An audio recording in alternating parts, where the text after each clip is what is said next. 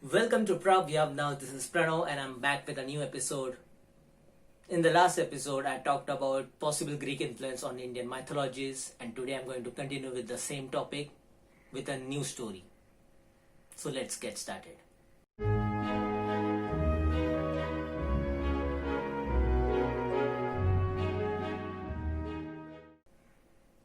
This story is a lesser known version of Indian version of Trojan horse.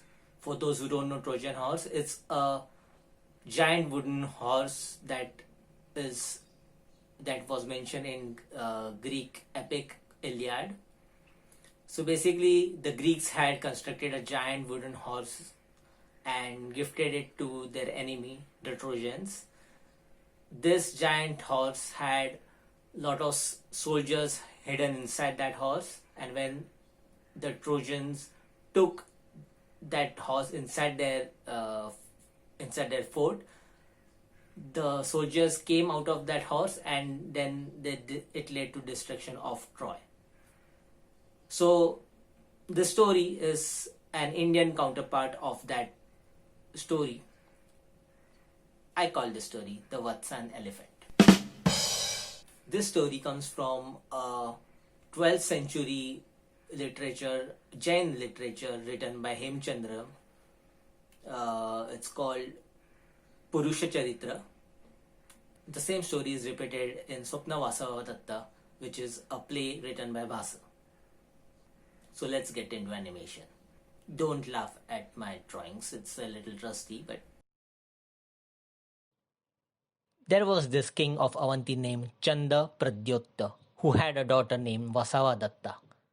He wanted his daughter to learn all kinds of art, a typical Indian parent wanting his daughter to excel in everything as per societal norms. So he wanted her to learn the art of music from the best. At that time, it was King Udayana of Vatsa who was the best musician in entire of India.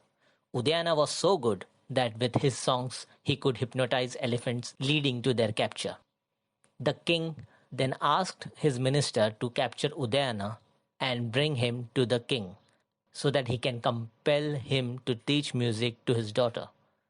The minister comes up with a plan. Instead of going for a full-on invasion, he decides to kidnap Udayana. He orders building of a life-size realistic mechanical wooden elephant which can walk and move like a real one. This wooden elephant is hollow, allowing soldiers to hide inside. As per the plan, the wooden elephant goes towards the kingdom and attracts everyone's, including Udayana's, attention. Udayana goes alone to the elephant and begins to sing. The elephant stops moving. Udayana goes and mounts the elephant, thinking it has been hypnotized. The soldiers come out of the hollow elephant and capture Udayana. Udayana is then taken to Avanti as a prisoner, where King Chanda Pradyotta asks him to teach music to his daughter. The king is now worried about him and his daughter falling in love. So he asks Udayana not to look at his daughter because she only has one eye. Similarly, he also tells his daughter Vasavadatta not to look at Udayana because he is a leaper. They both agree and their teaching classes go on without looking at each other. One day, Vasavadatta feels like looking at him, so to irritate him, she sings badly. Udayana yells at her, calling her one-eyed. She in reply calls him a leaper. Both realize something is wrong, so they finally look at each other and fall in love, followed by didactic-like climax. This story could be a possible Greek mythological influence on Indian literature. Let me know what you think in the comments. And like always, stay tuned to Pravyav now for content related to history, mythology and fiction. Ta-da!